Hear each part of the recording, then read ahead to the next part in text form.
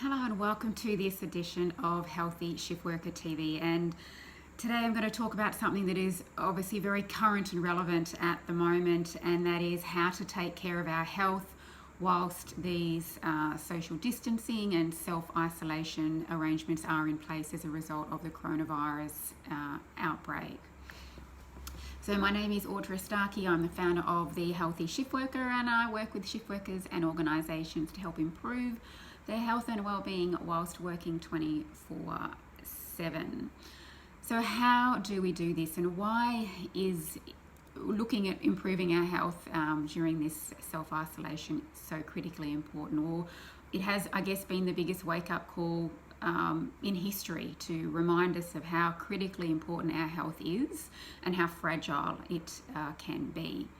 Now, the thing is that when we put in something where we become a bit more isolated, then things can change. And I want to talk about a few different areas of that when it comes to our physical, mental, and in sort of emotional well-being. But today is going to be about physical and from a nutritional perspective. Because when we are all of a sudden, and this is all of a sudden for all of us, put into a situation where we are isolated and we're having to sort of stay at home, our health can go down quite quickly for many different reasons. But from nutritionally, it's really easy to actually not eat well.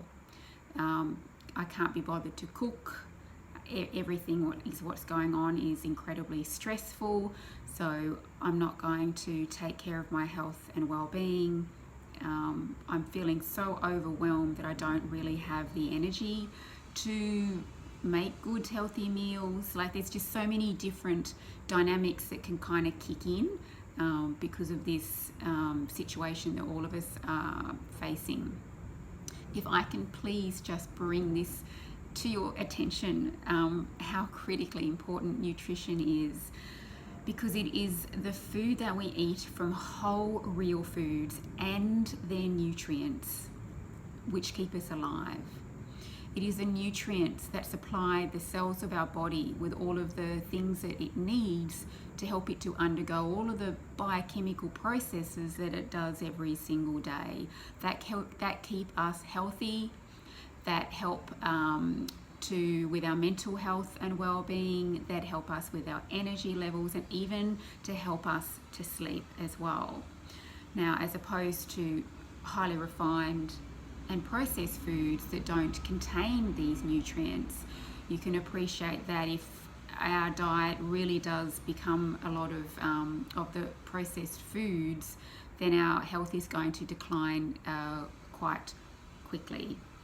So what does, whole, I guess, the ideal diet, or it's not really an ideal diet, but what does good nutrition kind of look like? Well, of course, this is going to be a very quick generalization because this video is so short. But the real key elements, as I said, is getting back to those whole real foods, but the plant-based foods, because the plant-based foods are full of colour.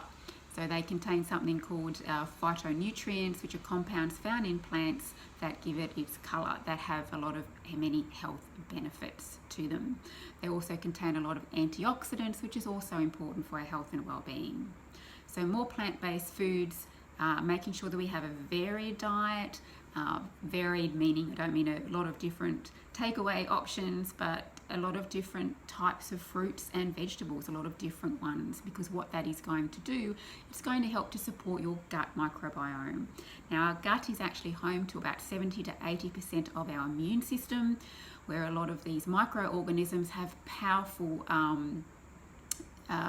they undergo, very powerful and important things, such as producing things like short-chain fatty acids, like butyrate, that help to reduce inflammation. So we need to make sure that we have a varied diet, because that's going to help with the diversity of microbiota in our gut to help to dampen down inflammation, because we don't want our body to be even more inflamed because of the stress, obviously, that we're facing.